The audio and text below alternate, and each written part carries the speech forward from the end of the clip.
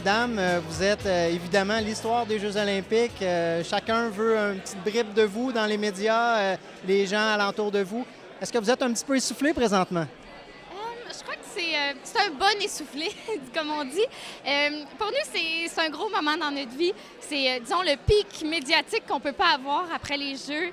Être allé aux Jeux, c'était vraiment une expérience, je veux dire, folle pour nous. On a vécu des rêves et de pouvoir le partager avec toute la planète, tous les gens à la maison, c'est très important pour nous. Puis c'est sûr que c'est difficile, on dort pas beaucoup, mais en même temps, c'est un grand puis un gros bain d'amour qu'on vit présentement.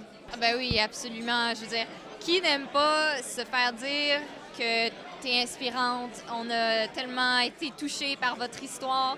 C'est tellement de belles anecdotes des Olympiques que les gens partagent avec nous. Des énergies positives qu'on reçoit. Je pense que ça nous fait plaisir, ça nous touche. Puis de voir l'autre côté, c'est le monde qui nous a regardés, puis comment ça s'est vécu. Je pense que c'est ça qu'on apprécie. Aux Jeux olympiques, surtout en Russie, t'es comme dans un monde isolé.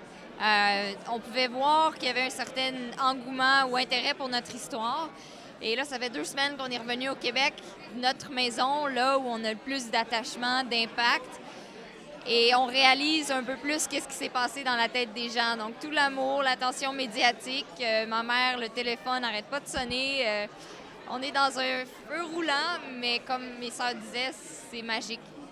Mais je pense que ce que j'ai réalisé aussi, en passant un petit peu plus de temps seul, c'est que quand ça fait pas si longtemps, pas si longtemps, j'ai toujours rêvé d'une médaille olympique, puis aujourd'hui, je suis médaillée olympique.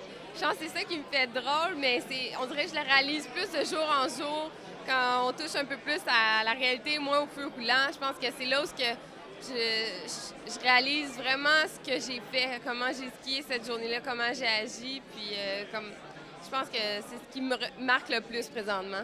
Ce qui me surprend le plus, bien en fait, c'est pour moi, je veux dire, je suis Justine Dufour-Lapointe.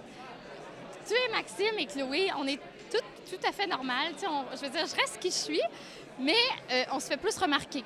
Je vais magasiner, par exemple, ben là, on dirait que je me fais regarder, mais ça, je trouve ça un peu étrange. Il faut s'habituer. Je pense que c'est quelque chose que j'imaginais pas, peut-être. Je me sentais pas, mon Dieu, que ça allait arriver un jour. C'est quelque chose, peut-être que tu t'habitues pas tout de suite, mais c'est le fun. Je pense que ce que j'aime surtout, c'est rencontrer les gens, puis qui m'expliquent ou qui me racontent leur histoire quand ils nous ont regardés à la télévision. Puis ça, pour moi, c'est ça que je trouve fun.